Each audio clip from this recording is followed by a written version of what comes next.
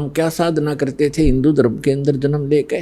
इन काल के ऋषि महर्षियों आचार्यों और शंकराचार्यों द्वारा दिए गए ज्ञान के आधार से हम कौन सी पूजाएं किया करते थे, आप सभी को मालूम है। ये दास भी वो भुगत भोगी है। कुछ तो देखम देखा, कुछ परंपरागत साधनाएं और कुछ किसी सिर फिरे संत ऋषि की ज्ञान विचार सुनकर, पुस्तक पढ़कर या किसी भाई साथी बहन सहेली से सुनकर हम वही क्रियाएं करने लग जाते थे। कोई गोवर्धन की फेरी के लिए कहता, हम वहां भी चले जाते। कोई अमरनाथ के दर्शन के लिए प्रेरित करता, हम तैयार हो जाते क्योंकि हमें भगवान की आवश्यकता थी। और कोई पंच केदार के लिए प्रेरित करता, उन पांचों केदारों के भी दर्शन के लिए जाते। कोई पशुपति नाथ के लिए कहता, हम नेपाल भी जाते। कोई सोमवार का व्रत बताता तो हम वो भी करते। कोई मंगलवार के लिए प्रेरित करता, हम मंगलवार का व्रत भी प्रारंभ कर देते। पुण्यात्माओं, हमें अध्यात्म ज्ञान नहीं था, ये लोक वेद था। तो परमेश्वर ने स्वयं आकर के एक संत भक्त, और परमेश्वर तो वो थे ही, और एक सतगुरु, इन सब की भूमिका की। जब आदरणीय स्वामी रामानंद जी परमात्मा को देखा सतलोक के अंदर, और फिर वापस देखा वहीं आपके अपने सामने बैठे उस बालक रूप में, तब कहा था, दोहू ठोर है एक तू, बया एक से दो, और गरीबदास हम कारणे तुम आए हो मगदो। तुम साहिब तुम संत हो, और तुम सतगुर तुम हंस, गरीबदास तेरे रूप बिना और न दूजा अंश। बोलत रामानंद जी सुनो कबीर करतार, गरीबदास सब रूप के तुम ही सृजनहार। मैं भक्त मुक्त भया, और भरम कर्म कियो नाश, गरीबदास निज ब्रह्म तुम, मुझे हो गया दृढ़ विश्वास। तो परमात्मा के विषय में कहा स्वामी जी ने, स्वामी रामानंद जी ने, कि तुम साहिब माने परमात्मा। जैसे आपको डेफिनेशन ऑफ गॉड सुनाई थी प्रथम दिन, तुम साहिब माने परमात्मा, सर्वश्रेष्ठ प्रभु।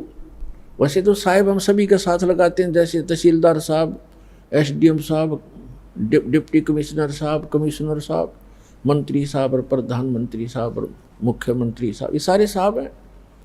लेकिन इन फैक्ट जब साहब पूछेंगे कि सुप्रीम कौन है, तो प्रधानमंत्री और उसके बाद माननीय राष्ट्रपति, ये हमारे साहब हैं, वो हैं असली साहब। तो इसी प्रकार ये अन्य देव जो हैं, श्री ब्रह्मा, श्री विष्णु, श्री शिव जी, ये एक विभाग के मंत्री एक ब्रह्मांड के अंदर ओनली। जैसे कोई राज्य का मंत्री हो और उसको हम प्रधानमंत्री की संज्ञा देते हैं, उसकी उपमा देते हैं, तो हमारी वो अज्ञानता का प्रतीक है, वो सच्चाई नहीं है। तो यहाँ क्या बताते हैं, तुम साहिब तुम संत हो, तुम सतगुरु तुम हंस। सतगुरु भी आप ही हो, यथार्थ ज्ञान देने वाले, और तुम हंस। एक भक्त का रोल, यानी एक भक्त ने कैसे रहना चाहिए, कैसी उसकी दिनचर्या हो, कैसा व्यवहार हो, कैसे उसका आचरण हो, कैसी बोली हो, और कैसे वो रह रहा हो, कैसे निर्वाह करता हो, उसके लिए परमात्मा कहते हैं, राज्य क्रमता राम की, रजा धरे जो शीस, दास गरीब दरस परस तिन बैठे जगदीश। कि जो परमात्मा ने आपके प्रारब्ध में लिख दिया, उसके आधार से आप जीना सीखो।